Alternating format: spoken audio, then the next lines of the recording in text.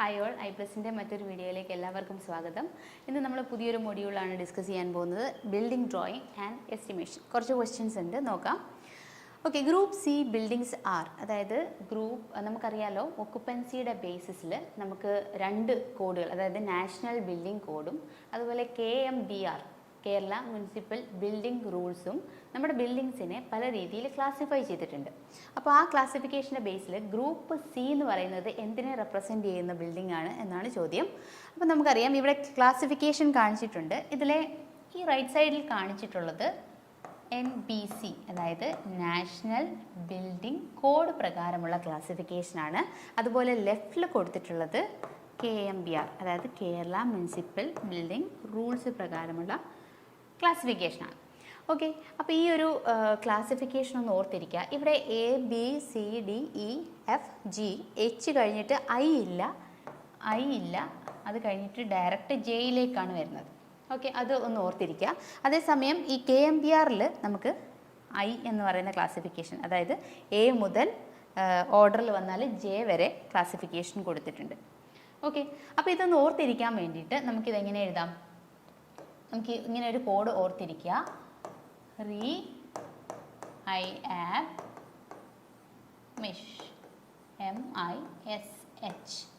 അതായത് R എന്ന് പറയുന്നത് ഗ്രൂപ്പ് എ റെപ്രസെൻ്റ് ചെയ്യുന്നു, E എന്ന് പറയുന്നത് ബിനെ റെപ്രസെൻ്റ് ചെയ്യുന്നു.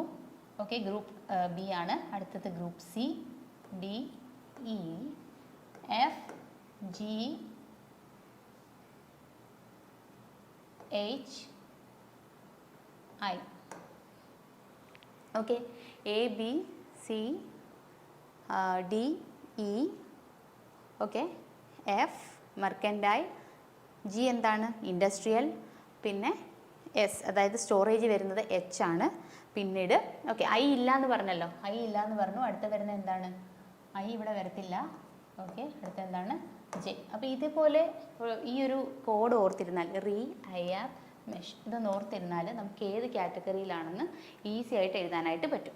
അതേപോലെ KMBR ആണെന്നുണ്ടെങ്കിൽ ചെറിയ 1-2 വ്യത്യാസമുണ്ട്. അതായത് ഗ്രൂപ്പ് എ തന്നെ ഗ്രൂപ്പ് A1, ഗ്രൂപ്പ് A2 ആയിട്ട് ക്ലാസിഫൈ ചെയ്തിട്ടുണ്ട്. ഇപ്പോൾ രണ്ടും റെസിഡൻഷ്യൽ തന്നെയാണ്. ഒന്ന് A2 എന്ന് പറയുന്നത് lodging houses and special housing ആണ് പറയുന്നത്. അതുപോലെ ഗ്രൂപ്പ് സി ഇവിടെ ഇൻസ്റ്റിറ്റ്യൂഷണലാണെന്നാണ് പറഞ്ഞിട്ടുള്ളത്.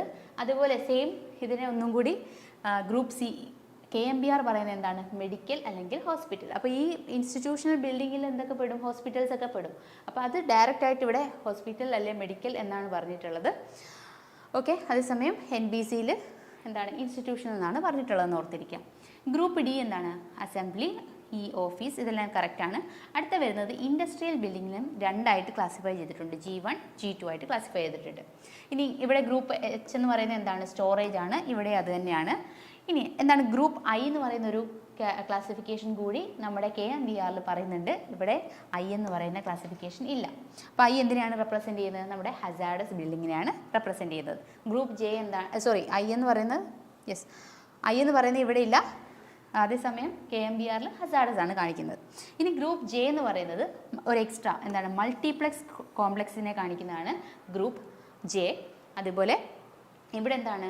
Iക്ക് പകരം J ആണ് കൊടുത്തിട്ടുള്ളത്. അതായത് നമ്മുടെ ഹസാർഡസ് ബിൽഡിങ്ങിന് ഗ്രൂപ്പ് J എന്നാണ് കൊടുത്തിട്ടുള്ളത്. അപ്പം നമ്മുടെ ചോദ്യം ഗ്രൂപ്പ് സി റെപ്രസെൻ്റ് ചെയ്യുന്നത് എന്തിനെയാണ്? അതായത് ഇൻസ്റ്റിറ്റ്യൂഷണൽ ബിൽഡിങ്ങിനെയാണ്.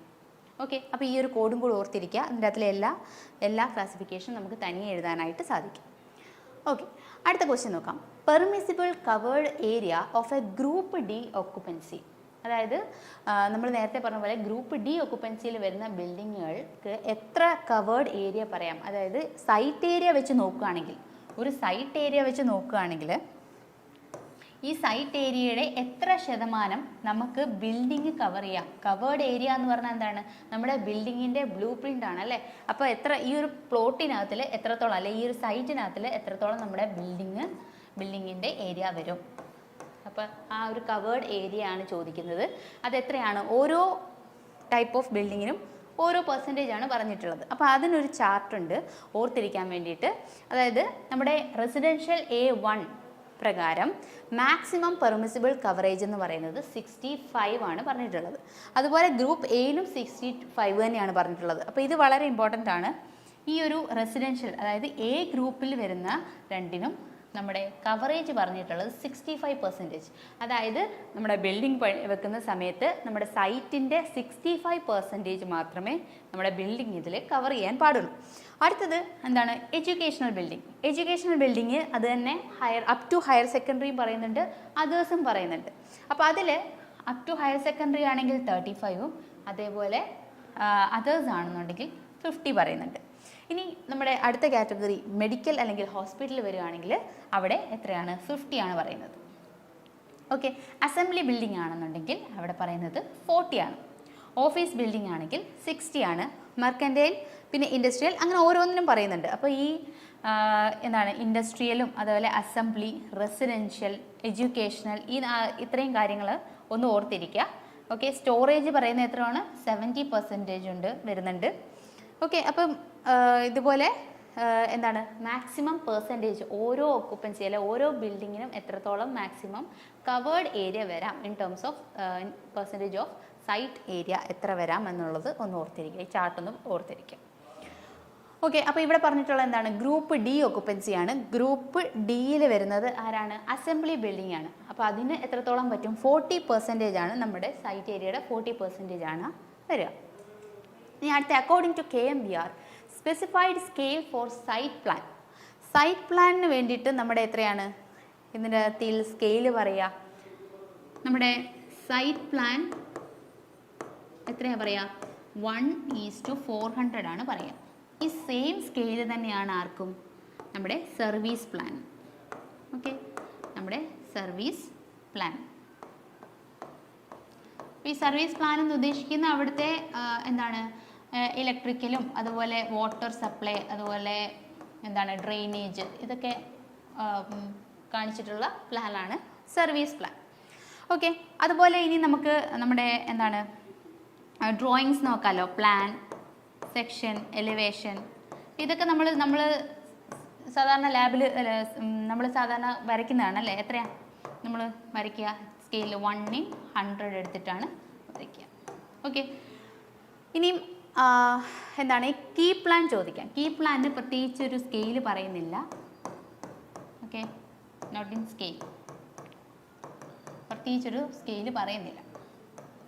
അപ്പോൾ ഇത്രയും കാര്യം ഓർത്തിരിക്കുക. നമ്മുടെ ഇവിടെ എന്താണ് സൈറ്റ് പ്ലാൻ എത്രയാണ് വാല്യൂ വരിക?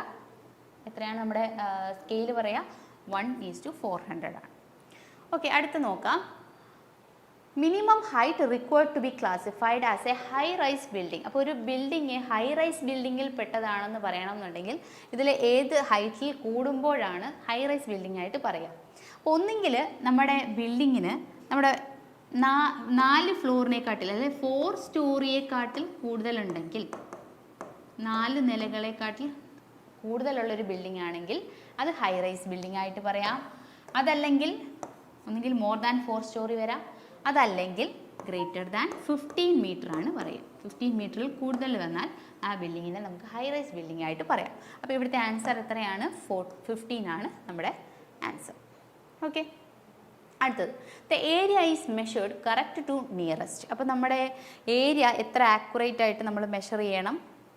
എത്ര ആക്യുറേറ്റ് ആയിട്ട് നമ്മൾ മെഷർ ചെയ്യണം? 0.01 സ്ക്വയർ മീറ്റർ, 0.02 സ്ക്വയർ മീറ്റർ, 0.03, 0.04. അപ്പോൾ എത്ര ആക്യുറേറ്റ് ആയിട്ടാണ് നമ്മൾ മെഷർ ചെയ്യേണ്ടത്? 0.01 മീറ്റർ സ്ക്വയർ. ഓക്കെ, അതുപോലെ തന്നെ നമുക്ക് വോളിയം എടുക്കാം. വോളിയം എങ്ങനെയാണ്? നമ്മൾ എത്ര നിയറസ്റ്റ് ആയിട്ടാണ് മെഷർ ചെയ്യേണ്ടത്? 0.01 മീറ്റർ ക്യൂബാണ്. ഓക്കെ, ഇനി ഇതുപോലെ വെയിറ്റ് വരുവാണെങ്കിൽ വെയിറ്റ് എങ്ങനെയാണ് എടുക്കുക? 1 kg ആണ്. 1 kg. ഓക്കെ, ഇതും കൂടി ഒന്ന് ഓർത്തിരിക്കുക. അപ്പോൾ ഇവിടെ ആൻസർ വരുന്നത് എത്ര? Area measured correct to the nearest 0.01 metre square. In the estimation of plastering surface the deductions are not made for. അതായത് നമ്മൾ ഈ പ്ലാസ്റ്ററിംഗ് ചെയ്യുന്ന സമയത്ത് എവിടെയൊക്കെ ഡിഡക്റ്റ് ചെയ്യത്തില്ല, അതായത് ഫുള്ളായിട്ട് ആ ഏരിയ എടുക്കും എന്നാണ് ചോദ്യം. അപ്പോൾ നമ്മൾ ഈ ബീംസിൻ്റെയൊക്കെ എൻഡ് പോർഷൻസ് ഇല്ലേ, ബീംസിൻ്റെ എൻ പോർഷനിൽ, റാഫ്റ്ററിൻ്റെയൊക്കെ എൻ പോർഷനിൽ ഈ ഒരു എൻ പോർഷൻ ഡിഡക്റ്റ് ചെയ്യേണ്ട എന്നാണ് പറയുന്നത്. അപ്പം ബീംസിൻ്റെ അതുപോലെ റാഫ്റ്ററിൻ്റെയൊക്കെ എൻഡ് പോർഷൻസ് അതുപോലെ തന്നെ ഒരു ഓപ്പണിംഗ് ഉണ്ടെന്ന് വിചാരിക്കുക, പ്ലാസ്റ്റർ ചെയ്യേണ്ടടുത്ത് ഒരു ഓപ്പണിംഗ് ഉണ്ടെന്ന് വിചാരിക്കുക. ഈ ഓപ്പണിങ്ങിൻ്റെ area less than 0.5 metre square ആണെങ്കിൽ അവിടെയും നമ്മൾ ഡിഡക്റ്റ് ചെയ്യേണ്ട ആവശ്യമില്ല. Okay, in the estimation of plastering surface the deductions are not made for end of the beams, അതുപോലെ എൻഡ് ഓഫ് ദി റാഫ്റ്റേഴ്സ്, അതുപോലെ small openings up to 0.5 metre square. അപ്പോൾ ഇതിനൊന്നും നമ്മൾ എന്ത് ചെയ്യേണ്ട കാര്യമില്ല, ഇവിടെ ഇവിടെ ഡിഡക്ഷൻസ് ഒന്നും ഇവിടെ ചെയ്യില്ല. ഓക്കെ, ഫുള്ളായിട്ടങ്ങ് എടുക്കും. ഓക്കെ, അപ്പോൾ ഇവിടുത്തെ ആൻസർ എന്താണ്? നൺ ഓഫ് ദീസ് ആണ് ഇവിടുത്തെ ആൻസർ. ഇനി ഇതുപോലെ നമ്മളിവിടെ പറഞ്ഞല്ലോ ഒരു ഓപ്പണിംഗ് ഉണ്ട്, ആ ഓപ്പണിങ്ങിൻ്റെ ഏരിയ എന്ന് പറയുന്നത് ലെസ് ദാൻ 0.5 മീറ്റർ സ്ക്വയർ ആണെങ്കിൽ അവിടെ നമ്മൾ ഡിഡക്ഷൻ ചെയ്യത്തില്ല. ഇനി ഇതിൻ്റെ area 0.5 metre square to 0.5 metre square to 3 metre square ആണെങ്കിൽ നമ്മൾ വൺ സൈഡ് നമ്മൾ ഡിഡക്റ്റ് ചെയ്യും. ഓക്കെ, ഇനി ഇതിൻ്റെ area greater than 3 metre square ആണെങ്കിൽ നമ്മൾ എന്ത് ചെയ്യണം? രണ്ട് സൈഡും ഡിഡക്റ്റ് ചെയ്യണം. രണ്ട് സൈഡും നമ്മൾ ഡിഡക്റ്റ് ചെയ്യണം. അപ്പോൾ അതും കൂടി ഒന്ന് ഓർത്തിരിക്കുക. ഓക്കെ, അപ്പോൾ ഇവിടുത്തെ ആൻസർ എന്താ വരിക? നൺ ഓഫ് ദീസ് ആണ് ഇവിടുത്തെ ആൻസർ. അടുത്ത ക്വസ്റ്റ്യൻ നോക്കാം. While submitting a tender the contractor is to deposit an amount as a guarantee of tender is known as. എന്താണ്? Earnest money deposit, security deposit, caution money, bank guarantee. അതായത് നമുക്കറിയാലോ tender invite ചെയ്യും അല്ലേ, news പേപ്പറിലൊക്കെ tender invite ചെയ്യും. ആ tender invite ചെയ്യുന്ന സമയത്ത് ആ വർക്ക് ഏറ്റെടുക്കാൻ താല്പര്യമുള്ള കോൺട്രാക്ടേഴ്സ് എല്ലാം വന്നിട്ട് ടെൻഡർ സബ്മിറ്റ് ചെയ്യും. അപ്പോൾ ടെൻഡർ സബ്മിറ്റ് ചെയ്യുന്ന സമയത്ത് ഒരു എമൗണ്ട് ഓഫ് മണി ഇതിൻ്റെ കൂടെ കോൺട്രാക്ടർ, എല്ലാ കോൺട്രാക്ടേഴ്സും, ടെൻഡറിൽ പങ്കെടുക്കുന്ന എല്ലാ കോൺട്രാക്ടേഴ്സും ഒരു നിശ്ചിത എമൗണ്ട് ഓഫ് മണി 2% ആണ് പറയുക. എസ്റ്റിമേറ്റഡ് കോസ്റ്റിൻ്റെ 2% ആണ് വരിക. ആ 2% ഗവൺമെൻറ്റിന് സബ്മിറ്റ് ചെയ്യണം. അപ്പോൾ അതെന്താണ്? ആ എമൗണ്ട് ഓഫ് മണിയെ നമ്മൾ വിളിക്കുന്ന പേരാണെന്ത്? Ernest money deposit. അതായത് എല്ലാവരും ഈ ഒരു എമൗണ്ട് അല്ലെങ്കിൽ ഈ ഒരു ടെൻഡറിലേക്ക് പാർട്ടിസിപ്പേറ്റ് ചെയ്യാൻ വില്ലിംഗ് ആണ്, അതിനൊരു ഷുവർട്ടി പറയാൻ വേണ്ടിയിട്ടാണ് ഈ ഒരു നിശ്ചിത എമൗണ്ട് ഓരോ കോൺട്രാക്ടേഴ്സും സബ്മിറ്റ് ചെയ്യേണ്ടത്. അപ്പോൾ അത് കഴിഞ്ഞ് ഒരു വർക്ക് അലോട്ട് ചെയ്യുന്നത് ഒരു കോൺട്രാക്ടറിനായിരിക്കും അല്ലേ. അപ്പം ബാക്കിയുള്ള കോൺട്രാക്ടേഴ്സിനെല്ലാം ഈ എമൗണ്ട് തിരിച്ച് നൽകുന്നതാണ്. ഓക്കെ, അത് കഴിഞ്ഞ് ഒരു കോൺട്രാക്ടറിന് അടുത്ത ഈ ഒരു വർക്ക് കിട്ടിക്കഴിഞ്ഞ് കഴിഞ്ഞാൽ പിന്നീട് കോൺട്രാക്ടർ സബ്മിറ്റ് ചെയ്യുന്ന എമൗണ്ട് ഓഫ് മണീനെയാണ് നമ്മൾ എന്ത് വിളിച്ചത്? സെക്യൂരിറ്റി ഡിപ്പോസിറ്റ് എന്ന് പറയുന്നത്. ഓക്കെ, അതുപോലെ ഈ സെക്യൂരിറ്റി ഡിപ്പോസിറ്റ് നമ്മുടെ വർക്ക് കംപ്ലീറ്റ് ചെയ്ത് അന്നേരം തന്നെ തിരിച്ചു കൊടുക്കില്ല. ഒരു 2 to 3 ഇയേഴ്സ് അതിൻ്റെ എങ്ങനെയാണ് അത് ഫംഗ്ഷൻ ചെയ്യുന്നത്, പ്രോപ്പറായിട്ട് കൺസ്ട്രക്ട് ചെയ്തിട്ടുണ്ടോ, എന്തെങ്കിലും ക്രാക്സ് ഒക്കെ വീണിട്ടുണ്ടോ, അങ്ങനെ ഒരു ഒബ്സർവേഷനിൽ വെക്കും. അത് പ്രോപ്പർ ആണെന്നുണ്ടെങ്കിൽ 2 to 3 ഇയേഴ്സ് കഴിഞ്ഞ് തിരിച്ചത് കോൺട്രാക്ടേഴ്സിന് കൊടുക്കുന്നതാണ്. അപ്പോൾ ഇത് രണ്ടുമാണ് ഏണസ്റ്റ് മണിയും സെക്യൂരിറ്റി ഡിപ്പോസിറ്റും തമ്മിലുള്ള ഡിഫറൻസ്. അപ്പോൾ അതൊന്ന് ഓർത്തിരിക്കുക. ഓക്കെ, അപ്പോൾ ഇവിടുത്തെ ആൻസർ എന്ന് പറയുന്നത് എന്താണ്? ടെൻഡർ സബ്മിറ്റ് ചെയ്യുന്ന സമയത്ത് കൊടുക്കുന്ന എമൗണ്ട് ആണ്, അത് ഏണസ്റ്റ് മണി ഡിപ്പോസിറ്റ് ആണ്. Okay, that's the end of the session. Thank you so much.